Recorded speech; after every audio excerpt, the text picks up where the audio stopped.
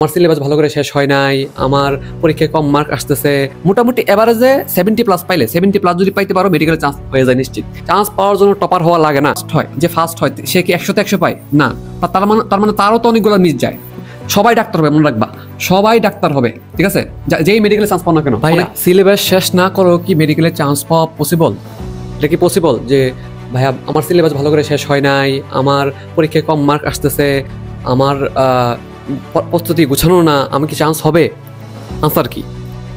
এই প্রশ্নের উত্তর জানা তোমার জন্য খুবই জরুরি, ঠিক আছে? তোমার ধারণাও নাই যে আসলে ভিতরের ব্যাপারগুলো কিরকম। তো আমি তোমাকে ব্যাপারগুলো একদম ক্লিয়ার করে দেখাই যে আসলে চান্স কিভাবে পসিবল, ঠিক আছে? আমি এই ভিডিওতে ধরে নিব তোমার প্রিপারেশন সবচেয়ে খারাপ।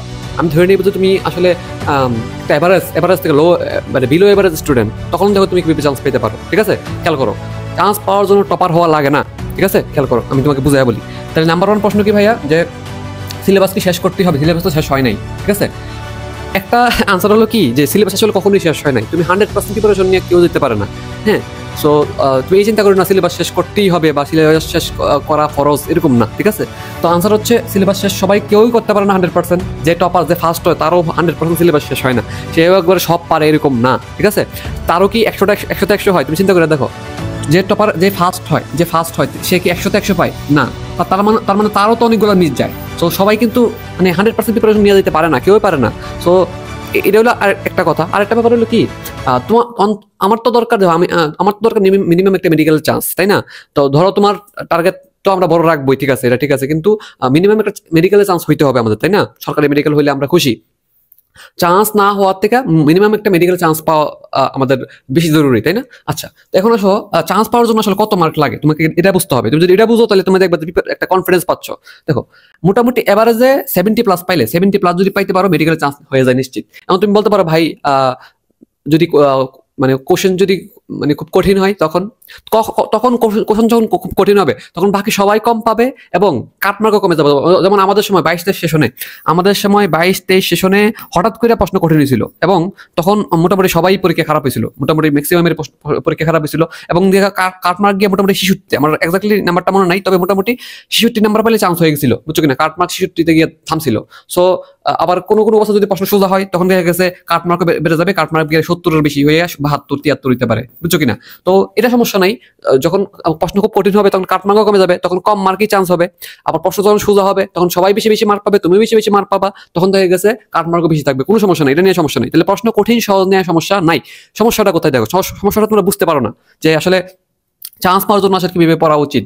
সব কি পড়া লাগে না? সব যে পড়া লাগে না এর একটা চোখে আঙ্গুল দিয়ে প্রমাণ আমি তোমাকে দেখাই দিই যে সব যে পড়া লাগে না, সব না পাইলেও যে ইজিলি মেডিকেল চান্স পাওয়া পসিবল। তুমি দেখো, তো আমরা ধরছি মোটামুটি 70+ হলে চান্স নিশ্চিত, তুমি ধরে রাখো, ঠিক আছে? এবারে একটা মার ধরে রাখলাম। এখন দেখো, ধরো তোমার প্রিপারেশন খুব খারাপ, আমি ধরে নিচ্ছি তোমার প্রিপারেশন সবচেয়ে খারাপ, মোটামুটি অনেক খারাপ। তুমি তো আর এত খারাপ প্রিপারেশন নিয়ে পরীক্ষায় যাবা না।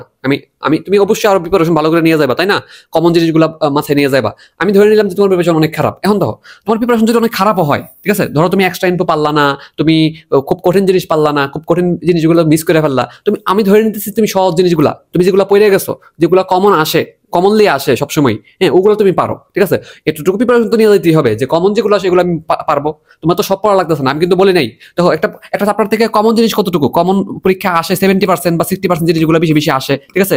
এগুলা আমরা আমাদের মডেল টেস্ট বেচে 300 প্রিমিয়াম টপিক দিব, 300 প্রিমিয়াম টপিক, মানে এগুলো সব অ্যানালাইসিস করা, একদম বিগত মেডিকেল ডেন্টাল যত প্রশ্ন সব অ্যানালাইসিস করে প্রশ্ন এগুলো টপিক দেওয়া যে এই টপিক থেকে আসে এবং কেমনে আসে, এটা আমরা মডেল টেস্ট বেসে দিব আমাদের প্রিমিয়াম টপিকের মধ্যে, ঠিক আছে? অলরেডি অনেকগুলো টপিক দিয়ে দেওয়া হয়েছে, 300 প্রিমিয়াম আমরা পিডিএফ করে দিয়ে দিব মডেল টেস্ট বেচে। তো যাই হোক, এটা কথা না। তো ধরো তুমি 70+ পাওয়ার জন্য তোমার কি কি লাগতেছে দেখো। বায়োলজি যদি ধরো তুমি এক্সটেন্ড পারলা না, কঠিন জিনিস পারলা না, কমন জিনিসগুলো পারলা, তাহলে তোমার 22 কি পাবা না? তুমি কি 22 পাবা না? 30 মার্কের মধ্যে 22 পাবা না? তোমার প্রিপারেশন আরো ভালো হবে, আমরা এটা আশা করতেছি। তবে আমি ধরে নিতেছি অবস্থা খারাপ, ঠিক আছে? অবস্থা খারাপ। তো দেখো, তুমি 22 কি পাবা না? পাবা। কেমিস্ট্রিতে 25 মার্কের মধ্যে অনুশীলনীগুলো যদি ভালো করে সলভ করে যাও, বা অনুশীলনী ভালো করে সলভ করা মানে কি, আমি কিন্তু একটা ভিডিও দিছি, অবশ্যই ভিডিওটা দেখবা। তো ভালো করে সলভ মানে হচ্ছে 4টা অপশন সহকারে বুঝা পড়া এবং কনসেপ্ট বুঝা পড়া, মুখস্থ করে ফেলা না।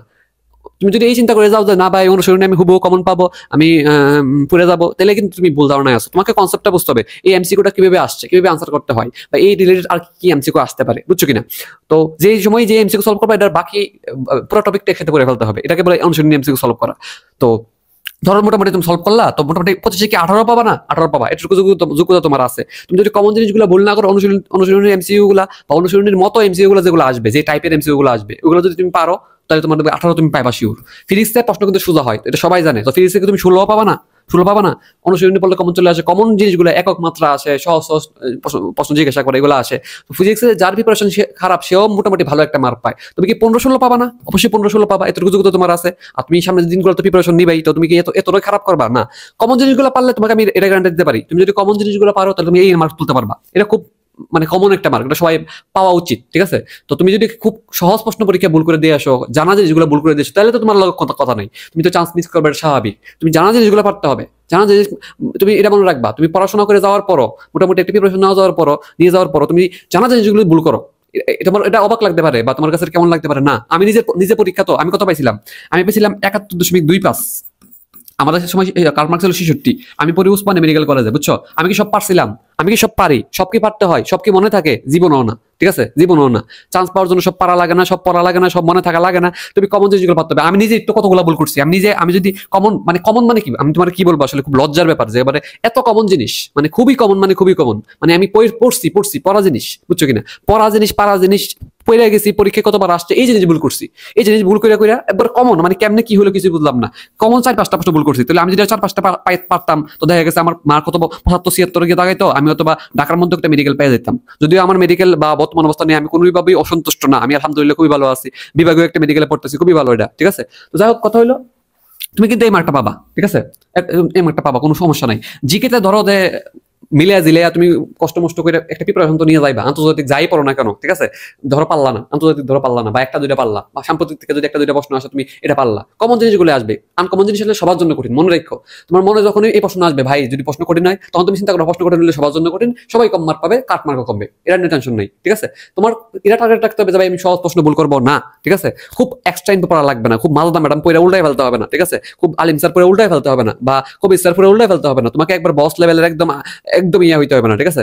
আগে তো আমাদের টার্গেট হলো চান্স পাওয়া। তো চান্স পাওয়ার জন্য দেখো কত সহজে চান্স পাওয়া যায়, দেখো। তাহলে জিকে তে মনে করো 6 পাইলা, হ্যাঁ? ইংলিশে মনে করো যে ইংলিশ কিন্তু ভাই একটু পড়তে হবে, ইংলিশ নিয়ে আসলে শর্টকাট নাই, তোমাকে কমন টপিক গুলো পড়ে ফেলতে হবে। আমি কিন্তু ভিডিও দিয়েছিলাম, ঠিক আছে?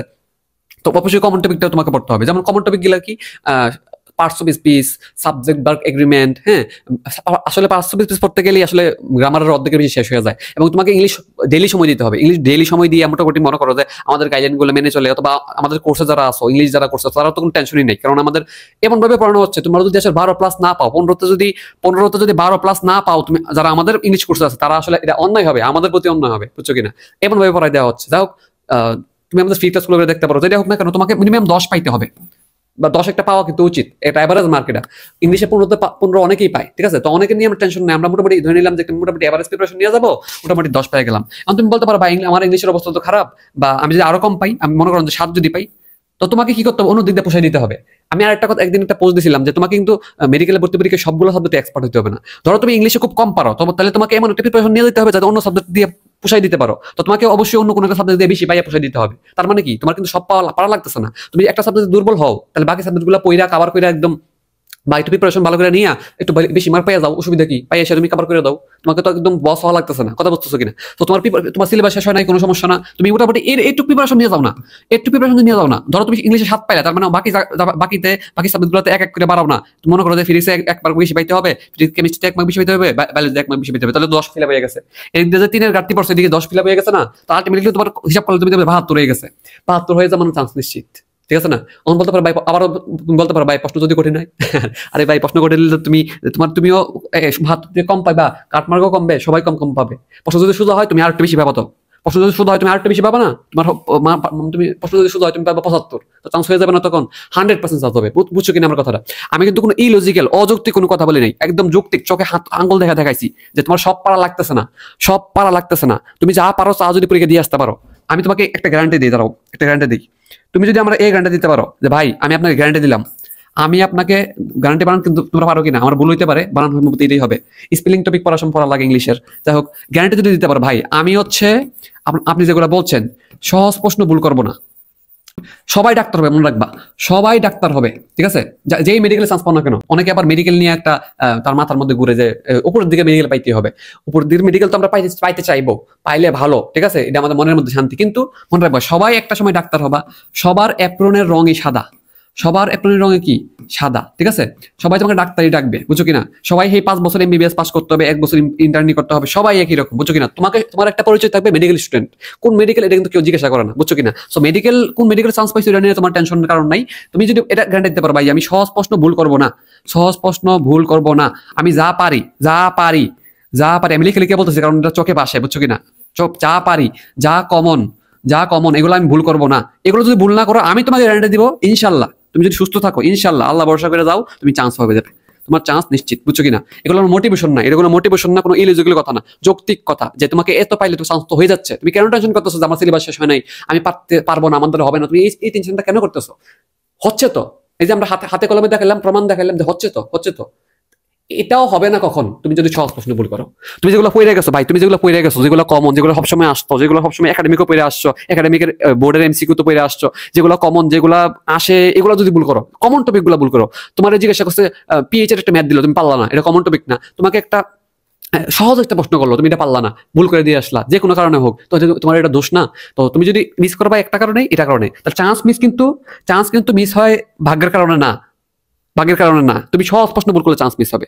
আর এখন তোমরা কি এই প্রিপারেশন নিয়ে যাবা? এই প্রিপারেশন তো নিয়ে যাবে। আমি দেখি সবচেয়ে খারাপ স্টুডেন্টের প্রিপারেশন কিরকম হইতে পারে, বুঝো কিনা? তুমি তো অবশ্যই আরো ভালো প্রিপারেশন নিয়ে যাবা। তুমি বায়োলজিতে পাবা 25, এমএসসিতে 20 পাবা মিনিমাম, ফিজিক্সে 17-18 পাবা, ফিজিক্সে আরো বেশি পাবা, ইংলিশে আরো বেশি পাবা। তোমার প্রিপারেশন হবে আরো উচ্চ লেভেলের, তোমার টার্গেট থাকবে উচ্চ লেভেলের। তবে মিনিমাম এই লেভেলের প্রিপারেশন নিয়ে যাইতে হবে। এমনকি নিয়ম যদি এটা উঠে যেতে পারো, চান্স কিন্তু নিশ্চিত ভাই। আমার কথাটা বুঝছো কিনা? তুমি আমার একটু জানাও যে ভাই আমরা আপনার কথা বুঝতে পারছি এবং আজকে থেকে শুরু করবো, এবং আমি হতাশ হবো না। এই যে আপনি তো আপনার প্রমাণ দেখাইলেন, আমি পারবো ইনশাল্লাহ, তুমি কমেন্টে জানাই দেবা, বুঝছো কিনা? আমাদের কোনো কোর্সে ভর্তি হওয়ার দরকার নাই। হ্যাঁ, যদি মনে হয় যে ভাই আপনাদের সাথে একটু জার্নি করতে চাই, দেখি একটু আপনাদের গাইডলাইন গুলো কেমন বা আপনাদের ফিচার গুলো কেমন, তো চাইলে আমাদের মডেল টেস্ট ব্যাচে জয়েন করতে পারো। ইচ্ছা হইলে অবশ্যই দেখে শুনে ভর্তি হইবা, প্রয়োজনে কোনো জুনিয়র সিনিয়রদের সাথে আমাদের সময় জেনে ভর্তি হইবা, ঠিক আছে? কোনো সমস্যা নেই। যদি মনে হয় ভর্তি বা নাহলে কোনো সমস্যা নাই, আমাদের সকল কোর্স আছে, তোমার পছন্দ মতো যে কোনো কোর্স, অনুসরণী MCQ course, GK English exam batch, অনুসরণী এক্সাম ব্যাচ আলাদা করে, অনুসরণী এক্সাম দেওয়ার জন্য, জিকে ইংলিশের উপর প্রচুর পরীক্ষা দেওয়ার জন্য জিকে ইংলিশ এক্সাম ব্যাচ। ফুল ব্যাচ তো আর ভর্তি হয়ে লাভ নাই, তো অনেকে তারপরে ভর্তি হইতেছে, কারণ আমাদের ক্লাসগুলো দেখে অনেক পছন্দ করতেছে, আলহামদুলিল্লাহ। তুমি যদি এমন হয় যে ভাই আপনি পড়ালেখা গোছানো পারি না, ওইভাবে পড়তে হয়, কোশ্চেন প্যাটার্ন বুঝি না, পড়ালেখা গোছানো বুঝি না, তাহলে তুমি আমার একটা দুইটা ফ্রি ক্লাস দেখো, তুমি নিজেই বুঝতে পারবা যে আসলে ভাই কিভাবে পড়া উচিত এটা যদি বুঝতে পারো, একটা সময় গিয়ে তুমি বুঝতে পারবা আসলে আমার পড়ার মধ্যে কোথায় ঘাটতি আছে, বুঝছো কিনা? আশা করি আমি আমার লজিক দিয়া, হিসাব নিকাশ দিয়া, হাতে কলমে সুন্দর করে বুঝতে পারছি যে তুমি আসলে চান্স পাবা কিনা বা চান্স পাওয়া উচিত কিনা। এতটুকুই কি পাওয়া উচিত না? একটা স্টুডেন্টের প্রিপারেশন কি এতটুকু হওয়া উচিত না? অবশ্যই, ঠিক না? তো তুমি এটার আনসার কি ভাইয়া হবে? চান্স পাওয়া যদি সিলেবাস যদি শেষ না হয় 100% হবে। কারো শেষ হয় না ভাই, কারো শেষ হয় না। আমি শেষ করতে পারছিলাম, আমি সব পারি, আমার কি সব মনে আসছিল, আমি সব পাইলে দিয়ে আসতে পারছি না? তাহলে আমার চান্স তো হইছে, তো তোমারও হবে। কথা ক্লিয়ার না? একদম কথা ক্লিয়ার, শিওর হও। এটা নিজেকে বুঝাই মাথার মতো সেট করে ফেলো। খালি ডিপ্রেশন, খালি ভাই পারি না, কোচিং এক্সামে কম পাই, কোচিং এর এক্সাম কি তোর? তুমি কি ভুল করছো এগুলো ঠিক করো। তোমার আলটিমেটলি ভালো প্রিপারেশন নিয়ে যেতে হবে। তোমার কোচিং এর এক্সাম মার্ক কিন্তু এফেক্ট করবে না। চান্স পাবে সেই যে কোচিং এর এক্সামে ভুল করার পর সেগুলো ঠিক করছে, বুঝছো কিনা? যে মনে করো প্রতিদিন 90 পায়, হ্যাঁ, কিন্তু অনেকে এরকম চান্স পায় না। খুশ করে দেখো, অনেকটা বা চান্স পায় না, বুঝছো? তো তোমাকে ভুলগুলা নিয়ে, দুর্বল জায়গা নিয়ে কাজ করতে হবে এবং আলটিমেটলি একটা ভালো প্রিপারেশন নিয়ে যেতে হবে। যে ইনশাল্লাহ আমি মোটামুটি যা পড়ছি ইনশাল্লাহ তা থেকে আসবে, এবং আমি কমন টপিক গুলো ভুল করবো না, এগুলো পাইলে দিয়ে আসবো, চান্স হয়ে যাবে শিওর। প্রমাণ দেখো, কথা বুঝছো কিনা? আশা করি বুঝতে পারছো। ভিডিওটা ভালো লাগলে তোমরা ইউটিউবে সাবস্ক্রাইব করে দিও, আর ফ্রেন্ডের কাছে সরাই দিও, ঠিক আছে? সাবস্ক্রাইব করলে হয়তো আরো মানুষ আমাদের ভিডিওগুলো জানতে পারবে, দেখতে পারবে। এটা আমার জন্য ভালো হবে যে না, আমি আসলে বেশি মানুষের উপকার করতে পারছি। তুমি সাবস্ক্রাইব করার মাধ্যমে কিন্তু আসলে প্রত্যক্ষ পরোক্ষভাবে অনেকের উপকার করলা, তুমি আমারও উপকার করলা। আর আমি মনে মনে চাইলাম যে আরো স্টুডেন্ট এই ভিডিওগুলো দেখুক, তো তুমি তো আরো উপকার করলা। তো আসলে কিন্তু ভালোই হইলো। তো স্কুল সাবস্ক্রাইব করে রাখতে পারো, তো কোনো সমস্যা নাই। আমরা তোমাদের পাশে আছি, কোনো বড় চিন্তার কারণ, টেনশনের কারণ নাই, ঠিক আছে? হতাশার কারণ নাই। তুমি পারবা ভাই, তুমি পারবা, প্লিজ। এটা কোনো মোটিভেশন না, তোমার আমি জোর করে বুঝতে পারবো না। তুমি এটা বুঝতে হবে, এটা তোমার মাথায় ঢুকাইতে হবে, ঠিক আছে? আমি যখন জানি যে আমি চান্স পাবো এবং আমার প্রিপারেশন যতটুকু আছে মোটামুটি এই মার্কগুলো তুলতে পারবো বা আমি কমেন্টগুলো পারবো, তখন তোমার কে আটকায়? ঠিক আছে না? চান্স তো হয়ে গেছে, তাই না? তো চান্স মিস করার আগে অন্তত এই ভিডিওটা দেখে তোমার মাথার মধ্যে জিনিসটা ঢুকাও, ঠিক আছে? তো ভালো থাকো সবাই। আজকের ভিডিও এই পর্যন্তই, দেখা হবে নেক্সট অনেক গুরুত্বপূর্ণ একটা ভিডিওতে, ঠিক আছে? তো ভালো থাকো সবাই, আসসালামু আলাইকুম, আল্লাহ হাফেজ।